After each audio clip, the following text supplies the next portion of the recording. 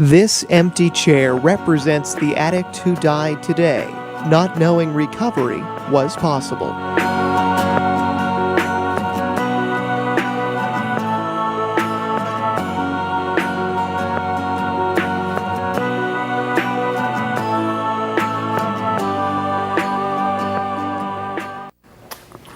Hi, and my name's Phil Leahy. Welcome to another episode of The Empty Chair. Tonight is a very special one-hour edition. For those of you who aren't aware, September is a very special month in the recovery world. Specifically for me, my daughter Colleen, who as a rule is with me but not tonight, she will celebrate 8 years in recovery on Labor Day. And September itself is National Recovery Month. Tonight, I guess I'm more representing Merrimack Valley Prevention and Substance Abuse Project, MVP ASAP. We'll be hosting third annual event, September 24th, and the people that are going to introduce themselves to you are going to kind of be the features of our whole event, and very, very excited. I have 4 actors that represent the Improbable Players, and I'm going to let them introduce themselves. Sure. So my name's Julia, and I am a drug addict and an alcoholic, and I have been acting with the Improbable Players for almost 4 years now. I've been in recovery for 5. Right. Yeah, my name is Ely. I'm also an alcoholic and an addict. I've been clean and sober a little over 5 years, and been acting with the Improbable Players for the last 4.5. My name's Abby. I'm an addict, and I've been in recovery for 5 years. My clean date was July 29th, this past July 29th, and I've been with the Improbable Players for a little over 2 years now. And my name's Elizabeth, and I'm an addict. I've been in recovery now for about 4.5 years, and I've been with the Improbable Players for about 3. Great, and I want to thank you for coming. I talked to, I don't know if she's the director or whoever, Lynn, and we've been talking, and we came up with this idea to let you guys showcase a little bit here, tell us a little bit about the Improbable Players, and I know you're going to perform a few scenes, so I've been pretty excited. And you know, it's very informal, so whoever wants to speak, how do the Improbable Players start? Sure. So yes, Lynn Bradley, the woman that you spoke with, is the founder and artistic director. Mm-hmm. And the Improbable Players started in 1984. Oh. So Lynn herself is a woman in recovery. Mm-hmm. She would call herself a closet alcoholic. Okay. And a year into she was clean for a year, and she wanted to do something different. And so she started the Players with a few other people, and it's been going strong ever since 1984. Really? Mm-hmm. And you know, I mean, I know that's when it started, but now, I know I spoke to you earlier, and you kind of are somewhat of a trained actor, and I spoke to you. How did you guys get involved in the Improbable Players? I think we all got involved with the Improbable Players in a different way. I know for myself, I was actually a writer, and I really wanted to write screenplays, and when I saw Lynn actually speaking, she was talking about her work with the Improbable Players, and I said, I would love to get involved with something like that, and I'd love to write something. And I contacted her. I found a friend that knew her and contacted her, and she called me in, and I brought all my writings in, and I was like, I've got all these great ideas. And at the time I was 6 months sober, and I was just all over the place. And I walked in and I was like, please, like, I'm going to show you everything. And she goes, how about you read our script? And I did. And then she was like, you would be great doing this on stage. And really? I'm so glad she did, because I never thought that I'd have the courage to stand up in front of that many people and talk about my recovery and B, put on a show. So. Lynn has that way. She has this sort of like quiet, sort of like, why don't you do this? Yeah. Because I came in to talk about my musical and to talk about funding and how can I get funding. And she said, so how about you read our script? And I've loved it ever since. That's great. Now I hate to say this, you're the baby of the group, aren't you? Always, usually. Yeah, I got involved in a similar way. Lynn kind of lured me in, and I was curious too. I mean, she had asked a group of her friends, do you know anyone who has experience with opioid addiction? Because she was interviewing people to, get some research on a new play that she was writing. about the epidemic. And when she interviewed me, she told me, she was like, your story was really helpful. Like, have you ever thought about acting? And I was like, no, I couldn't. And then a year later, she emails me and she's like, would you like to come in for an audition? We need an actor for the new play. So it was. She actually plays not herself, but the character in the story based off of her own story as well in the new play, The End of the Line, that has been the one that we've been sort of pushing the most due to the opiate epidemic, right? Yeah, actually, that's the one that we were just talking. That's the one I'm hoping to have you guys perform in September. Now, I know both of you do acting other than just the Improbable Players also, right? So I was trained as an actress, and I worked professionally in acting. And when I joined the recovery movement and got sober myself, I needed to develop a different relationship with the theater and with acting. And I met someone at a support group for recovery who was in the Improbable Players, and she suggested that I come and audition. And it's been this really nice kind of incubator for me to get to know my performing self in this authentic way, because we get up and we do a production, we do a show, we play roles, we read scripts, and then we sit down immediately after and talk authentically to the audience, which is a really powerful kind of breaking that fourth wall, being characters on stage and also being real humans communicating a message and having a dialogue at the end of the scenes, which is very powerful as a performer and also as a person in recovery.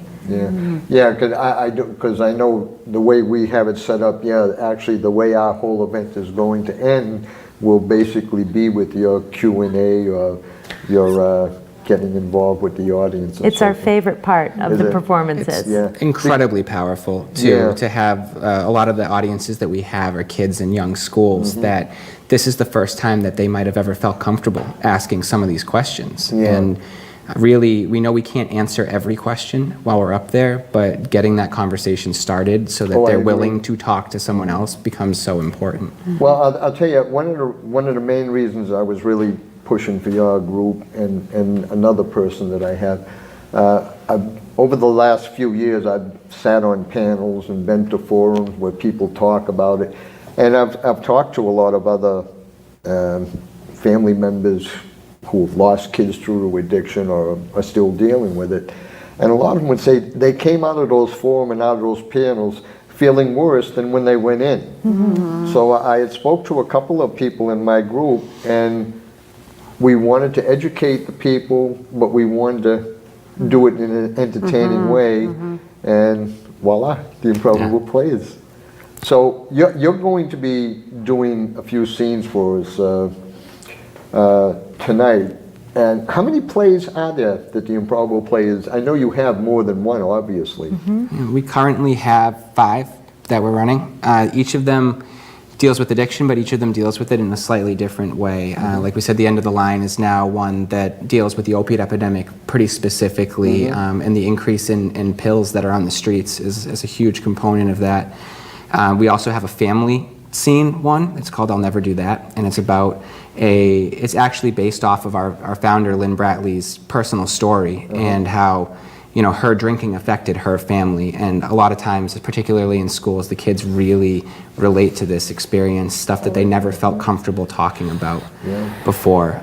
We've got ones about the transitions into college and peer pressure. We've got another one that is piecing together of many different scenes. It's called Stages, and it's it's a very great way for the the person requesting us to come in to really get a message across to their audience that specifically hits things that their specific neighborhoods or people are dealing with today. So. Yeah, I'm gonna end up having to sit down with Lynn. I talked to her 100 times on the phone, but I want to meet her, and because you do have such a variety of things. I mean, I already had it in my mind we were going to do the End of the Line, but now I'm not so sure if I wouldn't like to have a variety of, and you guys, I mean, you don't have any set thing. I mean, you can do Any of them for the most More part. or less. We have roles. So Elizabeth and I typically play the daughter role in the family play. So we don't actually get to act together very often. Oh, okay. Occasionally I can slip myself into the son role, and Yeah. and then that's fun. But and then Ely and I do stages, which is Okay. the compilation of short scenes, which can be very versatile if someone just has a shorter program or something Yeah. like that. Ultimately, it's a good business model, I think, because the people who want someone to come in have a specific demographic they're trying to reach and issues they want to highlight. And, Yeah. and so, yeah, we're pretty much trained up. I don't do the end of the line one, and Right. So- Abby primarily does you that one. Yeah.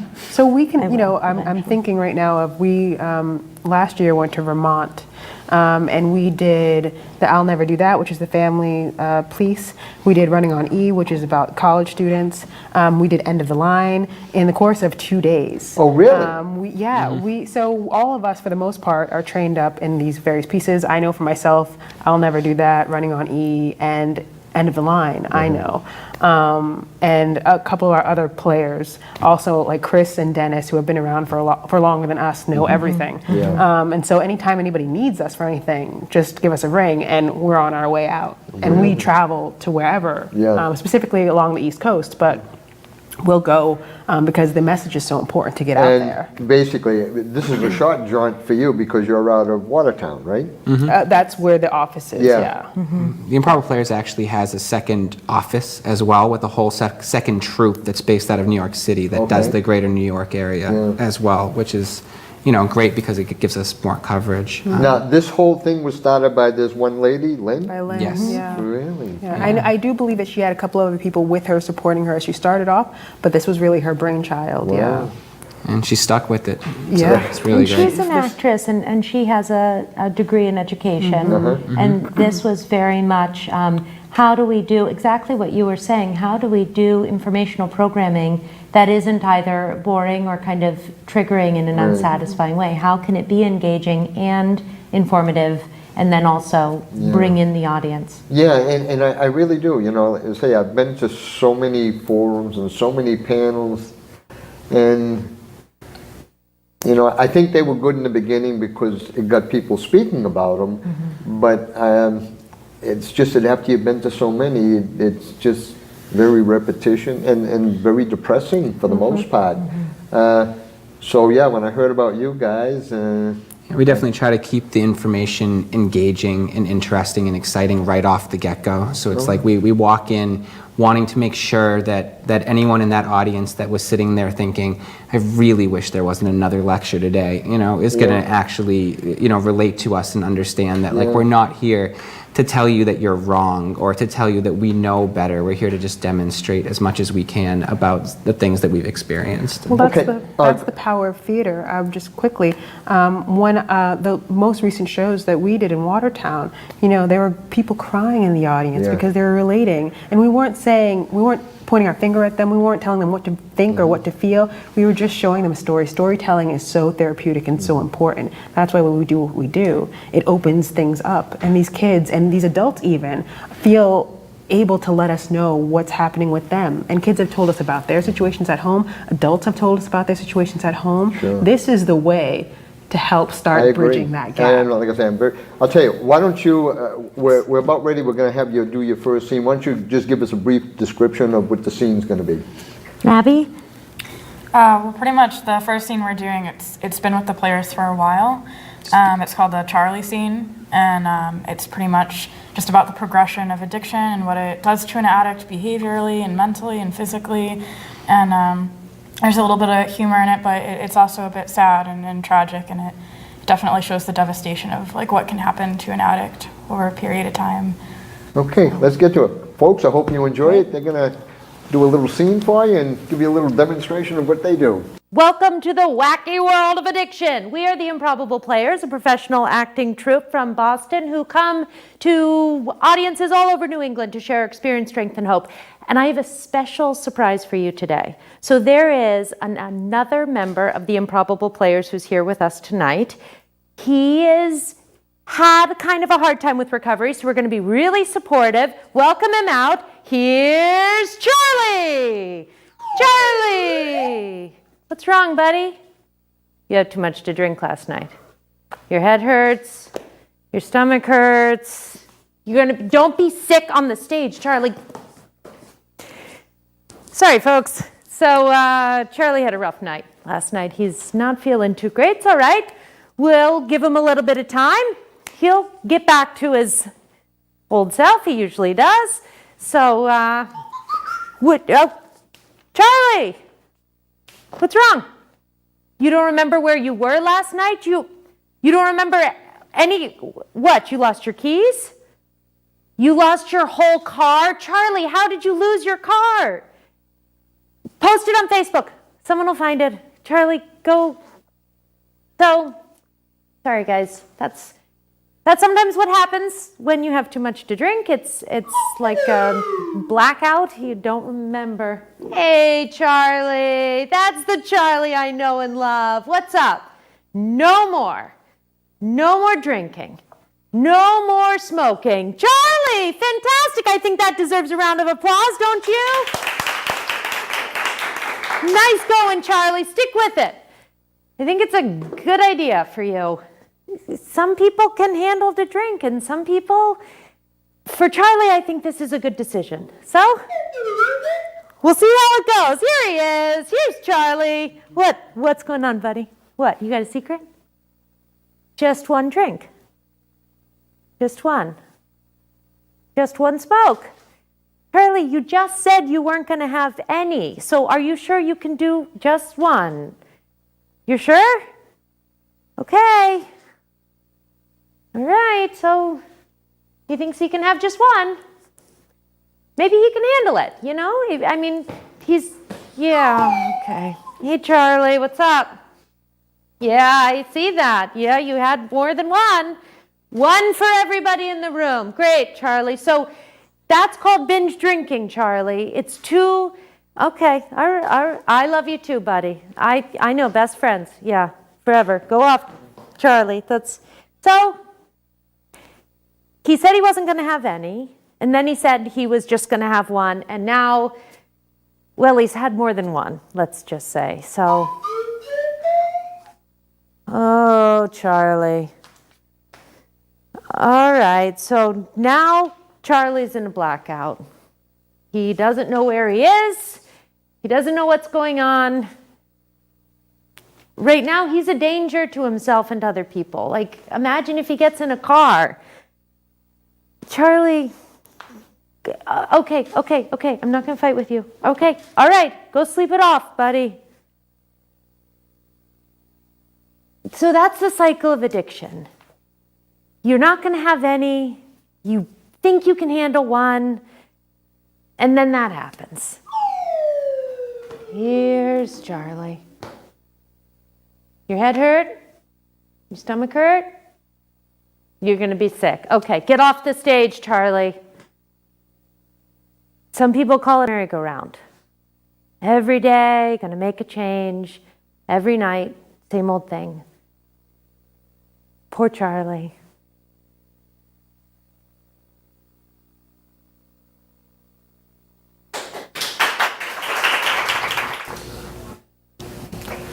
Okay, we're back.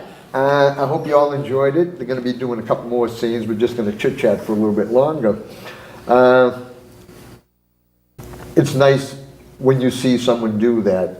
I mean, you get your message across, but I found myself smiling while you were doing the performance. And that's kind of what I've been kind of shooting for. Now, tell me, I know you guys are all in, recovering addicts and so forth.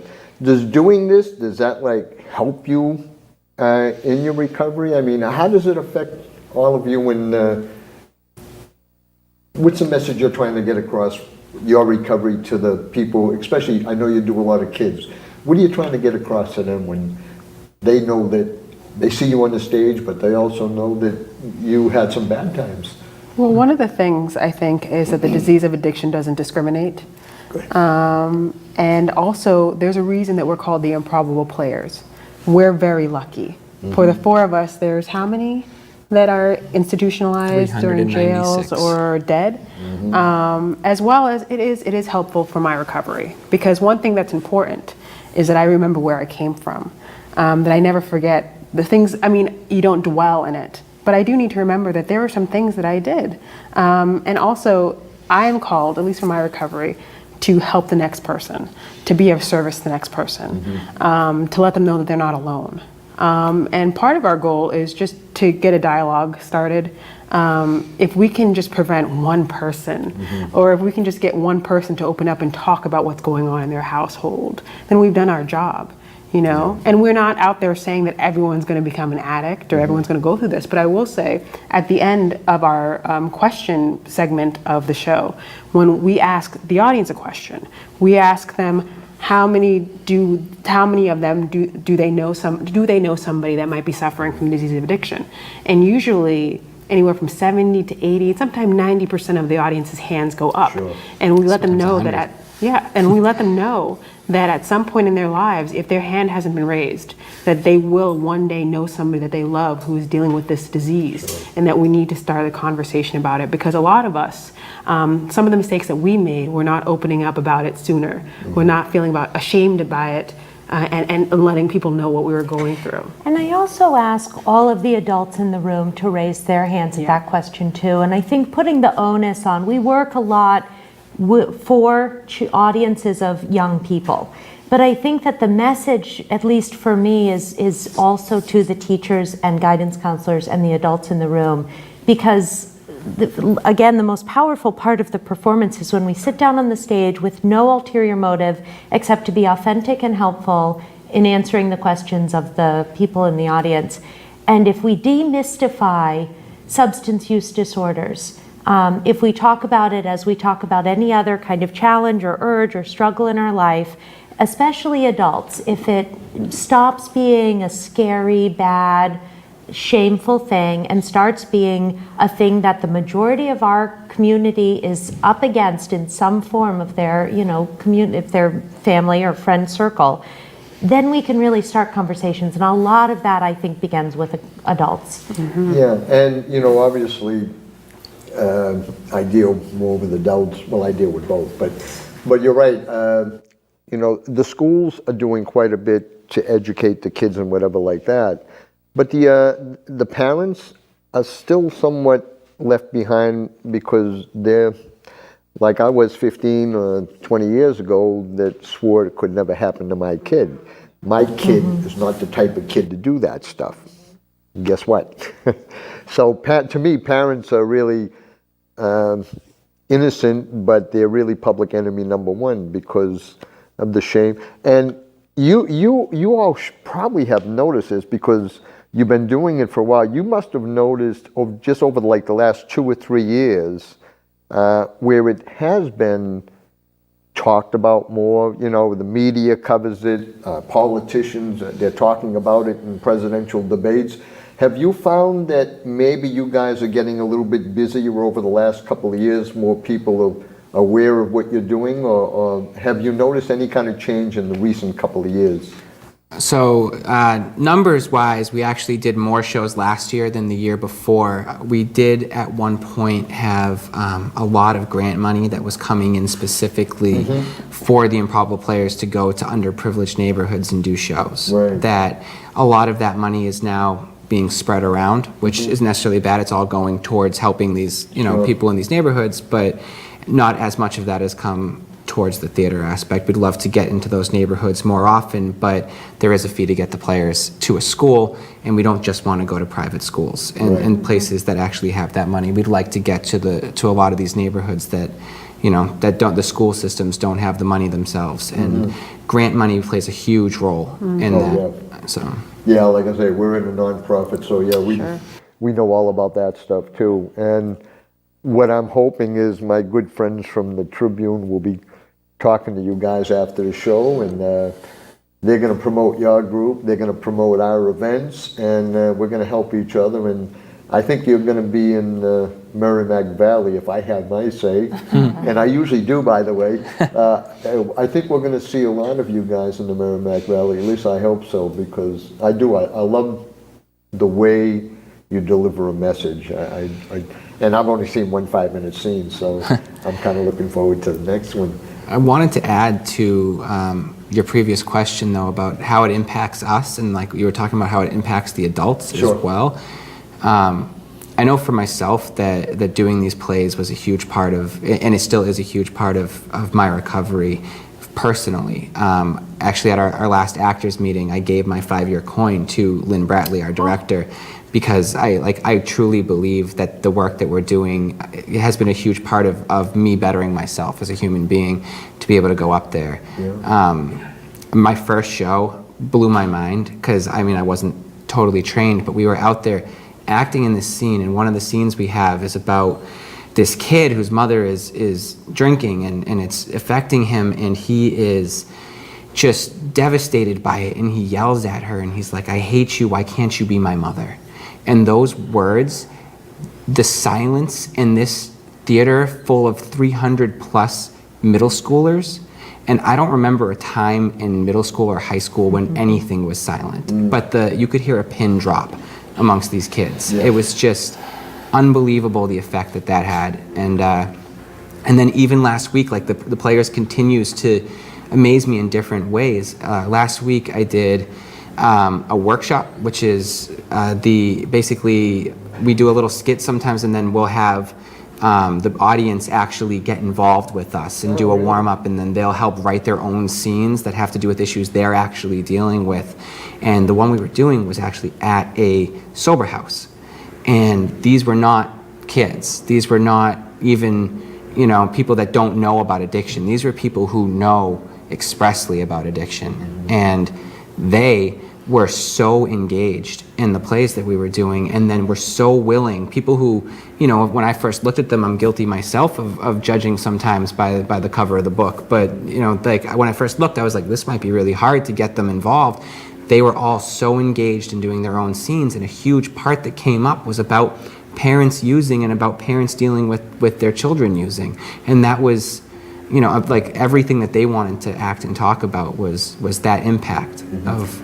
Now, I know you do interacting with the kids and whatever like that. When you do shows where there's an adult audience also, if you have a Q&A with them, do you find them a little bit less likely to ask you questions? Like kids will ask anything. What kind of response do you get from adults in the audience? The questions are different. With the middle schoolers we get, what does cocaine feel like?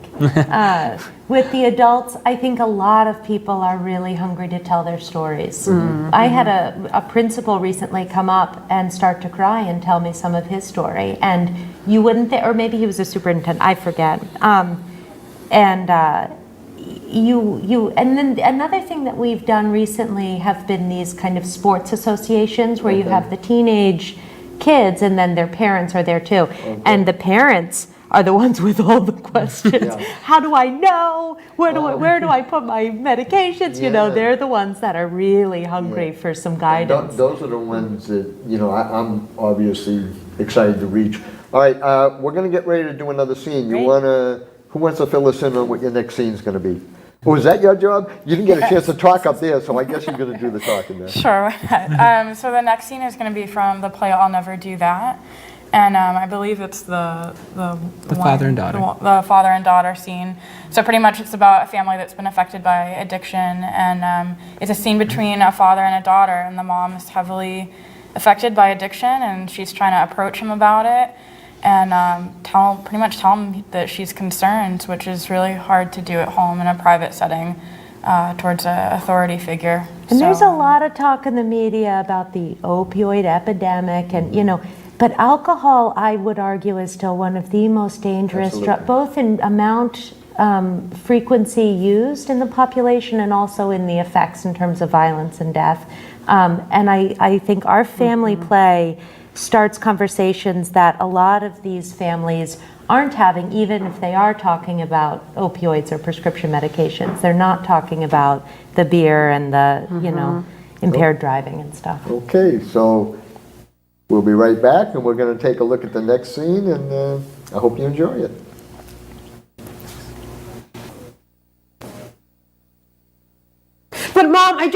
talk to you. I don't want to have this conversation with you. Are you fighting with your mother again? I thought we talked about this.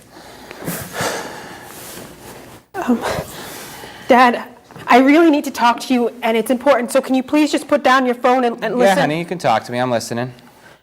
Well, Dad, last night I had some friends over. Oh, that's and- nice. You haven't had friends over in a while. No, it's not good. Mom was drunk last night, and she passed out in front of them, and I had to carry her off to bed. Look, honey, it's going to be all right. I'll talk to your mother. But Dad, now she's drinking in the morning. Dad, I saw her. Honey, please, I'm going to talk to her, okay? Just don't worry about it. Okay, but Dad, I was talking to one of my counselors at school, and they think that Mom might be an alcoholic. Excuse me? Where do you get off going to talk to someone outside of this family about this family's private, personal business? If you need to talk to somebody, you talk to me. I'm your father. I'll listen. Yeah, right, you'll listen. You mean like the way you listen to Mom? What's that supposed to mean? Well, maybe if you listened to her, she wouldn't drink so much. I listen to your mother. And maybe if you talked to her, she wouldn't feel so bad about herself. Your mother is fine. And maybe if you talked to all of us, we wouldn't be so crazy. Young lady, we are not crazy. We're fine. Truth is, there was a problem in my family and I just didn't know what to do. So I didn't do anything. I just watched my family go down the tubes. 2012.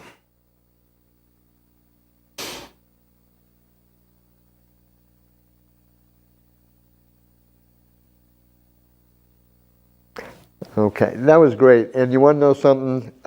When people watch this, I know there will be quite a few who do remain in the shadows, will relate to the discussion between a father and a daughter, or a parent and their child, or whatever like that.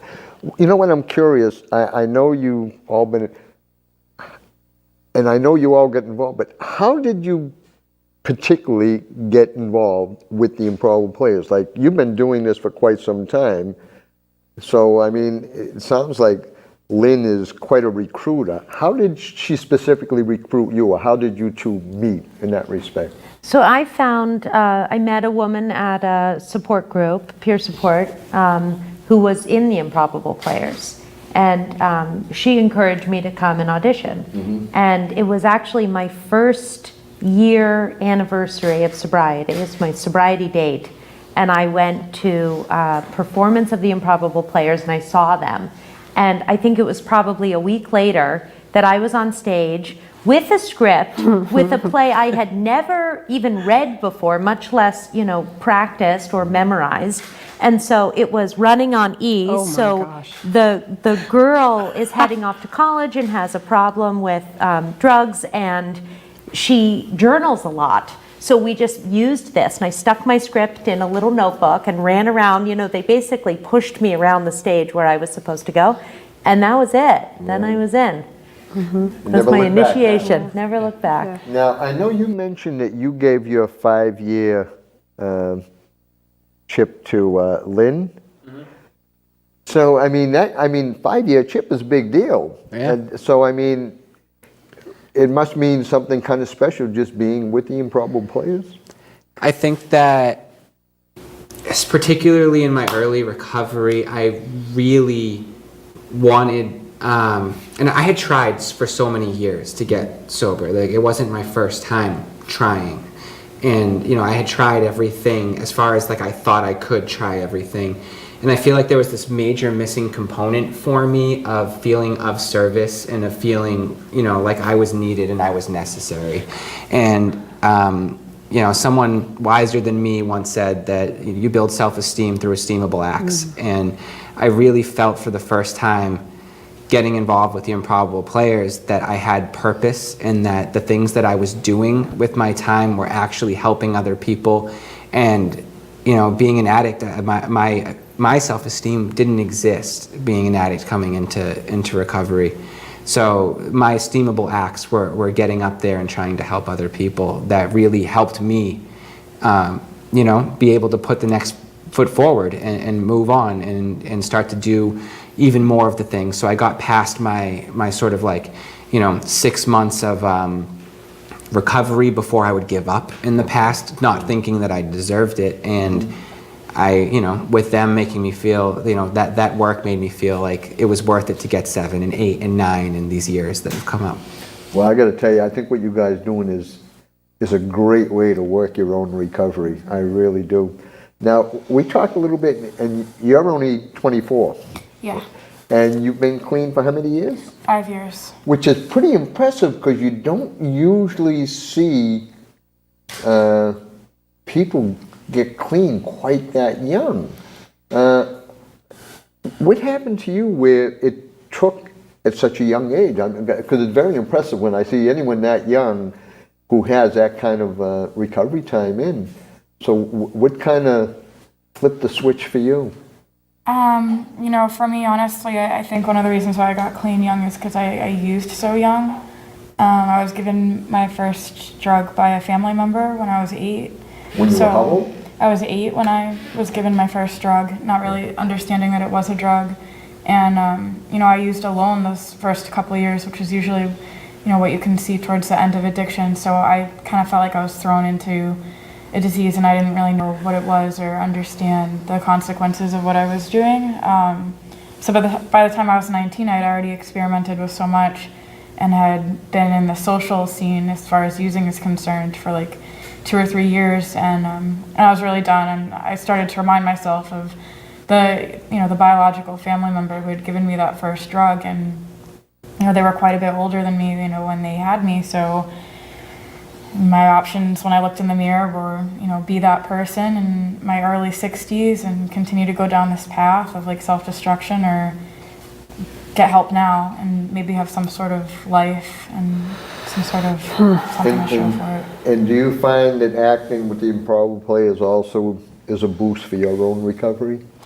Yeah, absolutely. I mean, it was personal, from day one with me, because Lynn had interviewed me and asked me about my own opioid addiction, and so we kind of already got close and intimate in that sense right off the bat, her knowing my story, and she made sure I was okay with certain parts being in the script, and I was fine with it. And a year later when I auditioned and ended up, playing these different roles, one of them being off of a character based off of a little bit of my story, I was fine with it because I know there are other young people out there dealing with it, and it helps me. It helps me to, like Ely said, do that esteemable act. And, I never saw something as theater being put in my path, and it was, and it's turned out to be really therapeutic for me. Great. Helps with public speaking, it helps with all sorts of things. And it's fun, and I think the kids can connect when they see other people who are younger on stage doing that and having fun, but also showing the seriousness of what's going on. People are getting addicted younger. Yes, they are. And as a result, there's more of a desperate need to get clean younger for some people. Well, I know a lot of families, when they watch this episode, and they're going to focus on someone so young like that, finding recovery at such an early age, which will give families, I hope, a lot of hope of their own, Now, you also were trained in the theater. Now, how do I put this? Were you an addict prior to your training, or? So I actually didn't start using until I was 19, 20. I found alcohol when I was 21. And before that, theater was my thing. In high school, I did a little bit of it when I was in college briefly. And actually, to be honest, it's why being an artist is what got me into treatment, because I knew that there was a life that I had wanted. Okay. And I saw other people doing it, and I just desperately wanted that thing. And so I went into treatment knowing that I wanted this life. I wanted to be an actor. I wanted to write plays. I wanted to write music. I wanted to do something different. And I saw that my addiction was taking me further and further and further away from what I really wanted to do with my life. And so that calling to be an artist was actually stronger than the calling for addiction. Wow. And it doesn't mean that my life's perfect or that I don't have cravings still and get triggered by things, but there's a purpose and there's a goal. There's something bigger than me that I want to achieve, and it's all in the realm of service work, actually. but that's what keeps me moving forward. This work and my work as a musician, as a composer and a lyricist and a playwright, these keep me going forward. Yeah. I got to tell you, and you know, one of the favorite sayings of a lot of people who haven't been affected, they're going to look at the four of you and say, well, you don't look like an addict. And I'm sure you guys have heard that in the past. One of you did mention a thing we do talk about, that addiction doesn't discriminate. So, you know, I want people to realize when they see you here that you are doing great, you are working recovery, but you are fighting addiction every day for the rest of your lives, right? I don't fight. The reason that I chose full sobriety is so that I don't have to fight. I have found so much freedom in the life that I have today. Like, I can live right up against real life on real terms without any anesthetizer, without any numbing, without any checking out. And I think what you have to do in order to live that life is start to build the skills and the supports that you'll need when life does come up and hit you hard. And once you're able to do that, once I'm able to take my big lumps as they come, there's no way I want to go back. Not for me. I don't want to live my life with my head down. I get this one life, and I have so much hope and support and really good skills that were totally not my own. And I look at alcohol and drugs now and I just see jail bars. I just see, you know, chains that are optional for me today. And I am so grateful that I find them optional today. And I have no desire to pick them back up and put them back around my body. No, go ahead. One of the things, you know, is we surrendered, right? So we surrender, we recognize that we have a problem and we do something about it. And then we learn skills and ways to cope with life where we don't have to go back to the drug or the drink. And so in the beginning, I would say it felt like you were fighting a demon. It felt like you were fighting this force, this thing that was so huge. But now it's not about a fight anymore. It's I let go. I understand that I can't use in safety, and I'm creating a life now where I don't want to. You know, and so when people are like, "Oh, you can't have a drink at your wedding," you can't. I'm like, I don't want to. I don't need that in my system anymore. Well, I know one of the things I've always found, and to me, anyone who chooses that life of recovery, I look at the person. I'm going to use my daughter as an example. She's a better person now than before she was using. All right, and I've seen it with a lot of the recovering addicts that I've come across, is the gratitude that they have, and like you were saying, the appreciation of what you have and, you know, what you could have lost. So I mean, I just want people to realize when you look at these four people here, they are recovering addicts. They're addicts for the rest of their lives. Those of you who have parents, they're parents of addicts for the rest of their life, just like I am. And I think it's wonderful that you show what you're doing, and that, you guys are doing something that you really enjoy. But anybody who's doing anything, you know, don't take a chance on losing something you really want to do. Okay, now we got our third scene coming up. Who's going to explain that one?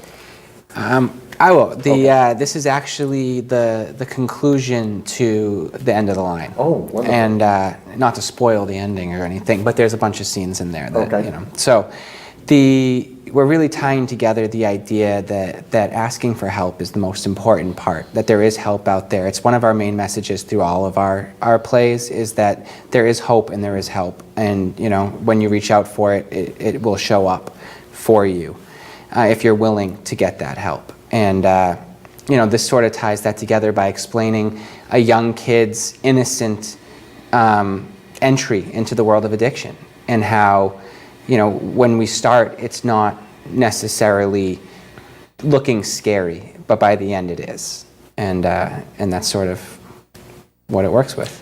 Okay. Ladies and gentlemen, we're going to see our next scene, and I know you're going to enjoy it. So, PB, how did it all start for you?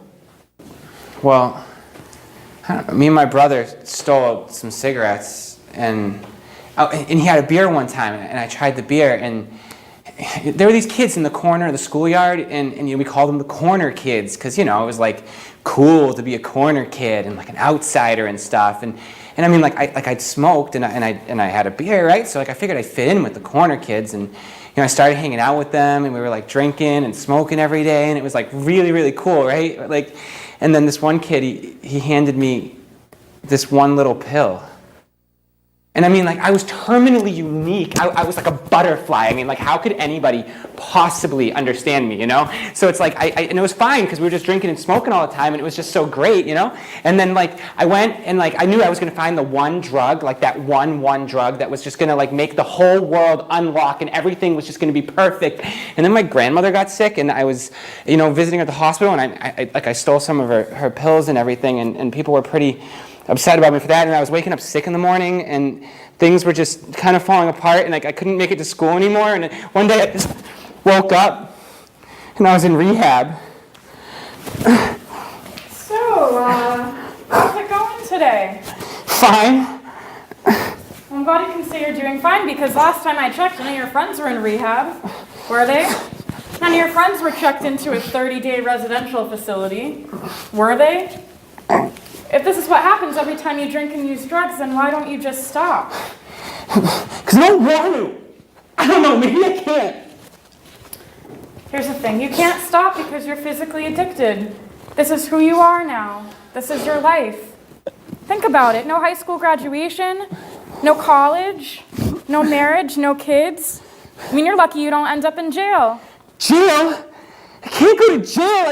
I just can't stop.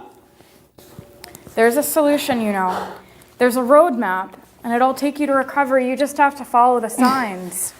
Here's the first sign for you. Don't drink or use drugs one day at a time. And when you wake up the next day, you do the same thing. Don't drink or use drugs one day at a time. Guess what happens next? You wake up the next day and you do the same thing. You don't drink or use drugs one day at a time. And you wake up the next day, you do the same thing. You don't drink or use drugs one day at a time. And if you need help, you ask for it. I mean, it's simple, really. Hey, wait! Where are you going? Wait! Come back! I can't get out! Come back! Help! Somebody please help me! Guys, Please! I think he's serious. Come on. You okay? We got you. Easy. Wow. Right? You don't have to do this alone. Thanks, you guys. I couldn't do it without you.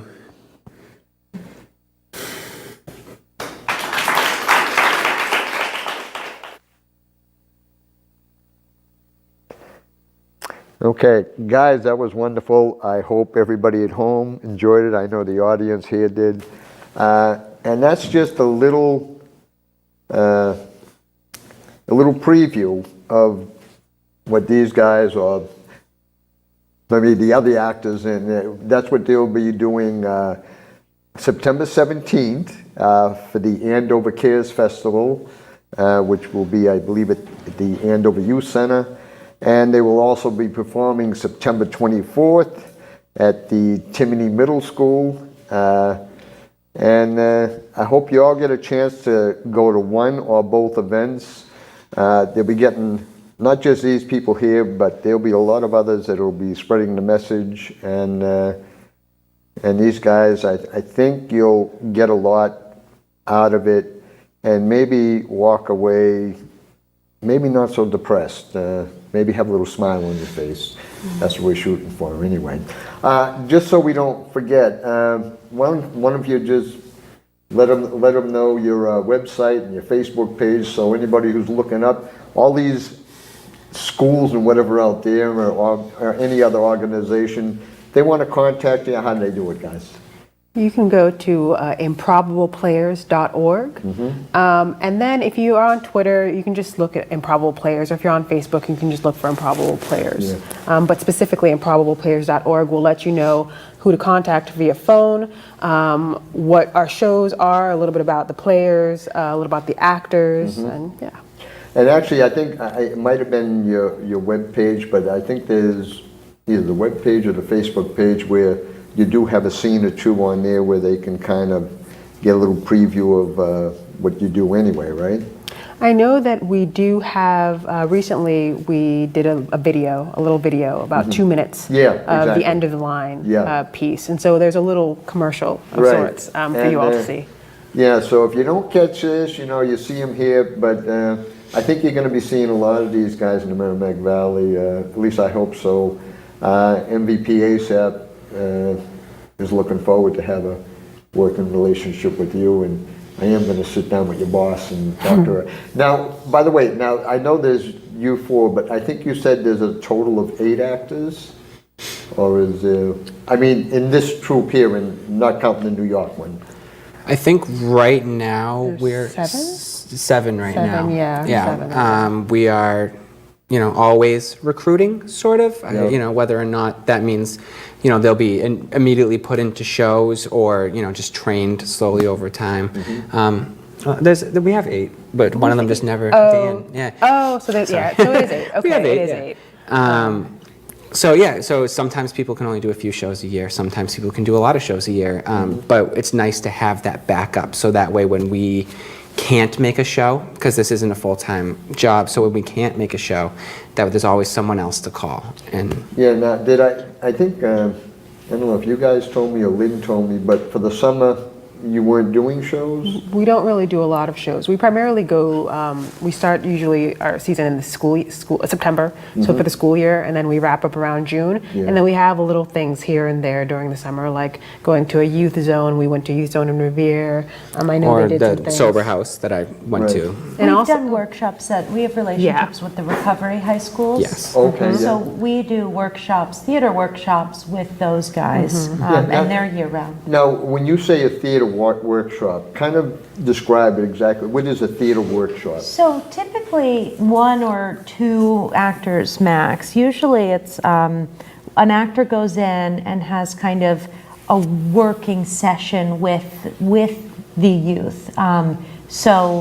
The traditional Improbable Players workshop, it worked differently for the recovery high schools, but traditionally they list out things that bother them about drugs and alcohol, or things they're curious about or concerned about.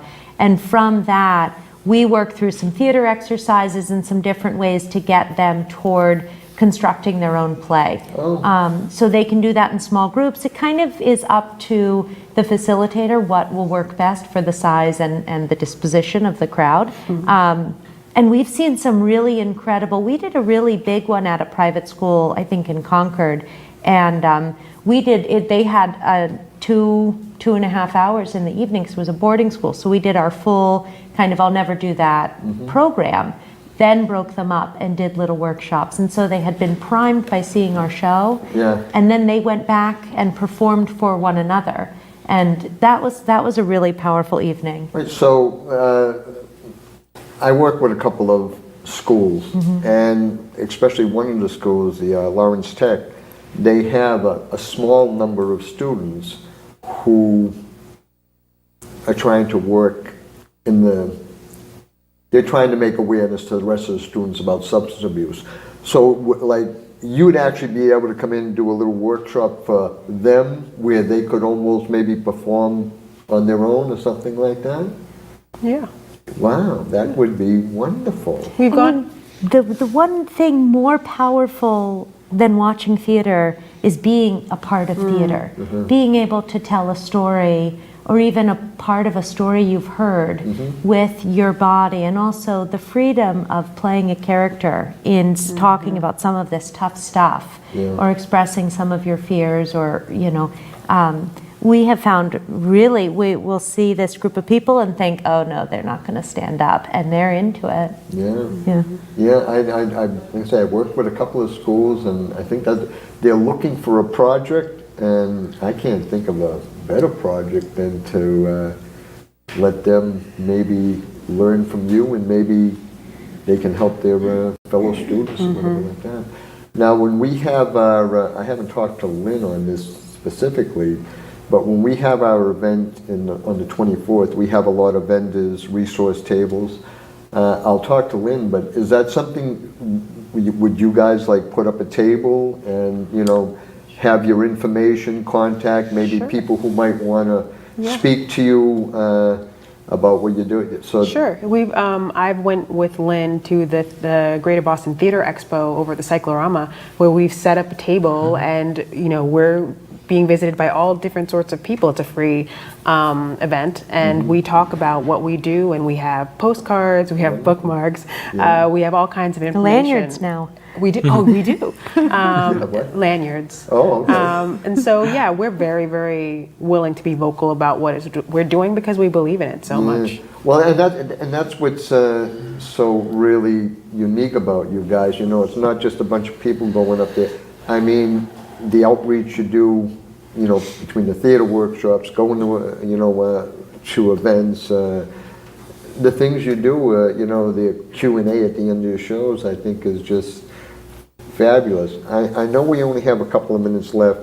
I just want to remind everybody that these are my new best friends, the Improbable Players, and I'm really looking forward. I know they're going to be performing again in Andover for the Andover Cares event, and that'll be at the Andover Youth Center on September 17th, and then our third annual event for MVP ASAP, which will be at the Chimney on September 24th. And I do believe that, I think a lot of the surrounding schools are going to see that you have more to offer than just getting up on the stage. And the thing you're doing with the kids, I think, is wonderful. So all I can say is I'm looking forward to dealing with you guys, and I'm looking forward to meeting with Lynn. Folks, get a little round of applause for these wonderful people.